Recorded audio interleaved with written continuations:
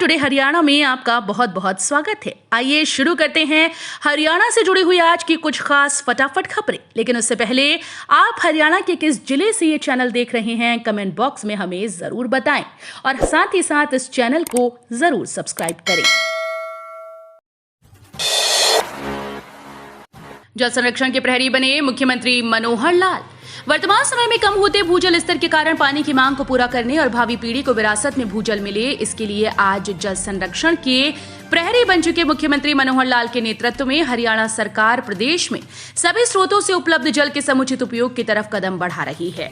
जल संसाधनों को संरक्षित रखने और जल संबंधी समस्याओं से निपटने के लिए सरकार के द्वारा कई योजनाएं चलाई जा रही हैं, जिनके सार्थक परिणाम भी सामने आने लगे हैं। मुख्यमंत्री के विजन के अनुरूप पर्यावरण को सर्कुलर इकोनॉमी मानते हुए राज्य सरकार कई योजनाएं बना रही है। रेवाड़ी में हुआ आईजीयू का दीक्षांत समारोह। हरियाणा के रेवाड़ी स्थित इंदिरा गांधी विश्वविद्यालय मीरपुर में मंगलवार को दूसरा दीक्षांत समारोह आयोजित किया गया। राज्यपाल बंडारू दत्तात्रेय ने कार्यक्रम में बतौर मुख्य अतिथि शिरकत की। कार्यक्रम में 2022 में पास आउट होने वाले नियमित विद्यार्थियों को डिग्री दी गई। इसके अलावा 2015 से लेकर अगले 6 बैच के विद्यार्थियों को गोल्ड मेडल दिए गए। इनमें वर्ष 2017 से वर्ष 2022 तक के पास आउट विद्यार्थी शामिल रहे। हरियाणा में कोरोना से 14वीं मौत। हरियाणा में कोरोना संक्रमितों से होने वाली मौतों का सिलसिला जारी है। 24 घंटे में गुरुग्राम में एक संक्रमित की मौत का मामला सामने आया। ये सूबे में कोरोना से 14वीं मौत है, जबकि कोरोना के 856 नए केस मिले। प्रदेश में एक्टिव मरीजों की संख्या बढ़कर 5203 हो गई है।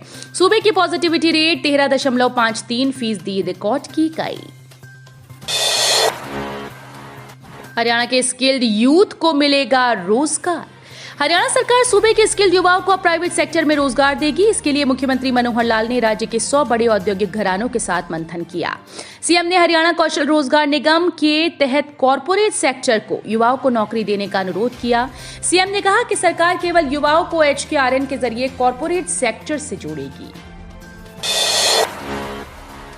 सेव अर्थ मिशन ने विश्व पृथ्वी दिवस 2023 के अवसर पर उत्साहजनक वृक्षारोपण अभियान की शुरुआत की। सेव अर्थ मिशन पृथ्वी दिवस पर बड़े पैमाने पर वृक्षारोपण अभियान शुरू कर रहा है। ये पर्यावरण जागरूकता बढ़ाने और लोगों को अधिक पेड़ उगाने के कारण का समर्थन करने के लिए प्रेरित करने के लिए सबसे बड़े वृक्षारोपण अभियानों में से एक है। इस पहल का उद्देश्य व्यक्तियों को पर्यावरण पर सकारात्मक प्रभाव डालने और हरित पृथ्वी के लिए प्रतिज्ञा लेने के लिए प्रेरित करना है। बिजली वितरण कंपनीज की 11वीं वार्षिक रिपोर्ट। केंद्रीय विद्युत मंत्रालय ने अपनी 11वीं वार्षिक रिपोर्ट जारी कर दी। इस रिपोर्ट में हरियाणा को प्रदेश की दोनों बिजली वितरण कंपनीज ने राष्ट्रीय स्तर पर A+ ग्रेड दिया। इस उपलब्धि में बिजली चोरी पकड़ो अभियान एवं हमारा गांव जगमग गांव योजना का विशेष योगदान रहा। इन अभियानों से बिजली कंपनीज के राजस्व में काफी बढ़ोतरी हुई। निगम ने लगाए 2.67 करोड़ के 21 विकास कार्यों के टेंडर। नगर निगम की ओर से एक बार फिर से शहरी और ग्रामीण विधानसभा में विकास कार्यों के टेंडर लगाए गए। इस बार निगम ने 2.67 करोड़ की लागत से करीब 21 विकास कार्यों के टेंडर लगाए। इनमें ज्यादातर विकास कार्य ग्रामीण विधानसभा के हैं। अब की बार निगम एक बड़ा बजट सामुदायिक केंद्रों के निर्माण और जीर्णोद्धार पर खर्च करने जा रहा है। 31 जुलाई तक प्रॉपर्टी टैक्स जमा कराने पर टैक्स में मिलेगी 10% छूट। हरियाणा के शहरी स्थानीय निकाय मंत्री डॉक्टर कमल गुप्ता ने कहा कि ULB इकाइयों में वित्त वर्ष 2023-24 के दौरान 31 जुलाई तक प्रॉपर्टी टैक्स जमा करवाने वाले नागरिकों को 10% की छूट दी जाएगी। उन्होंने अधिकारियों को निर्देश दिए कि आम जनता को इसके लिए जागरूक करने के लिए जागरूकता अभियान चलाएं, ताकि ज्यादा से ज्यादा लोग इस छूट का लाभ उठा सकें। सीवर में नहीं जाएगी किसी की जान, अब रोबोटिक मशीन से होगी सीवर की सफाई। जिले में अब आपको सीवरेज की सफाई रोबोटिक मशीन से होती दिखाई देगी। बरसाती सीजन को देखते हुए जन स्वास्थ्य विभाग ने स्वच्छ सर्वेक्षण के तहत अंबाला कैंट व अंबाला शहर के लिए 2 रोबोटिक मशीन 40-40 लाख रुपए में खरीदी। इन मशीन का मंगलवार को अंबाला कैंट व अंबाला शहर में ट्रायल किया गया। सीवरमैन को ट्रेनिंग करवाई गई। ये मशीन 30 फीट अंदर तक जाकर गाद बाहर निकाल सकती है। जिले के आंगनबाड़ी कार्यकर्ताओं ने लघु सचिवालय पर किया प्रदर्शन, डीसी को सौंपा मांग पत्र। लघु सचिवालय पर मंगलवार को आंगनबाड़ी कार्यकर्ताओं ने अपनी मांगों को लेकर धरना प्रदर्शन किया। इस दौरान उन्होंने अपनी मांगों का एक मांग पत्र डीसी को सौंपा। आंगनबाड़ी कार्यकर्ताओं का कहना है कि सरकार आंगनबाड़ी केंद्रों को बंद करना चाहती है। उन्होंने कहा कि वो मुख्यमंत्री से आग्रह करती है कि वो ग्राम स्तर पर जाकर आंगनबाड़ी केंद्रों का दौरा करें।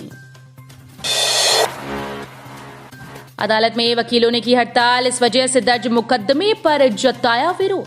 बता दें कि फरीदाबाद के सेक्टर 12 स्थित जिला अदालत परिसर में वकील हड़ताल पर बैठे हैं। पिछले दिनों एक जज के लीडर और अहमद को रिश्वत लेने के आरोप में एंटी करप्शन ब्यूरो के अधिकारियों ने रंगे हाथों अदालत परिसर से गिरफ्तार किया था। इस दौरान वो आरोपियों को अदालत में पेश करने लेकर आए थे, जिसके बाद वकील आरोपियों के पक्ष में आ गए और दोनों पक्षों में खूब जमकर मारपीट हुई। अनिल विज की नाराजगी के बाद एक्शन में अफसर।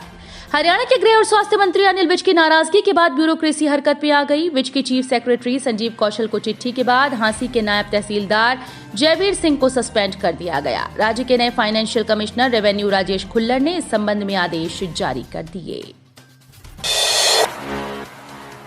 कैथल में 1.60 करोड़ का घोटाला। हरियाणा के कैथल जिले के गांव नौच में पीएनबी ब्रांच में 1.60 करोड़ रुपए का घोटाला हुआ। मामले में पुलिस ने फ्रॉड करने वाले कैशियर रामबीर को गिरफ्तार कर लिया, लेकिन अभी तक कैशियर से पैसे की रिकवरी नहीं हो पाई है। पुलिस कैशियर से राशि वसूलने के लिए कोर्ट में पेश करके रिमांड हासिल करेगी। कुरुक्षेत्र में एनआईटी के छात्र को घोंपा चाकू। हरियाणा के कुरुक्षेत्र में राष्ट्रीय प्रौद्योगिकी संस्थान कुरुक्षेत्र के गेट के बाहर 4 नकाबपोश युवकों ने एनआईटी के छात्र पर चाकू से हमला कर दिया। इसमें छात्र बुरी तरह से जख्मी हो गए।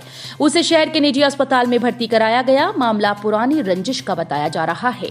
घटना के बाद आरोपी मौके से फरार हो गए। वहीं पुलिस मामले की छानबीन में जुटी है। पुलिस ने 2 नशा तस्करों को किया गिरफ्तार। 87 किलो 800 ग्राम गांजा पत्ती बरामद।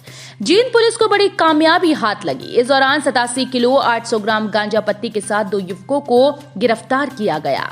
फिलहाल दोनों युवकों से पूछताछ की जा रही है, जिसके बाद आगामी कार्रवाई अमल में लाई जाएगी। जुलाना के थाना प्रभारी समरजीत का कहना है कि उन्हें एक फोन पर गुप्त सूचना मिली थी कि 2 युवक एक गाड़ी के अंदर नशीला पदार्थ लेकर जुलाना से गुजरने वाले हैं। इस बात को लेकर हमने चेकिंग वाहनों की चेकिंग शुरू की तो एक सफेद रंग की गाड़ी में 2 युवकों के पास ये नशीला पदार्थ मिला। पुलिस आरोपियों से पूछताछ में जुटी हुई है। तो ये थी हरियाणा राज्य से जुड़ी हुई आज की कुछ खास और अहम खबरें। इसी तरह की लेटेस्ट अपडेट देखने के लिए टुडे हरियाणा को जरूर सब्सक्राइब करें।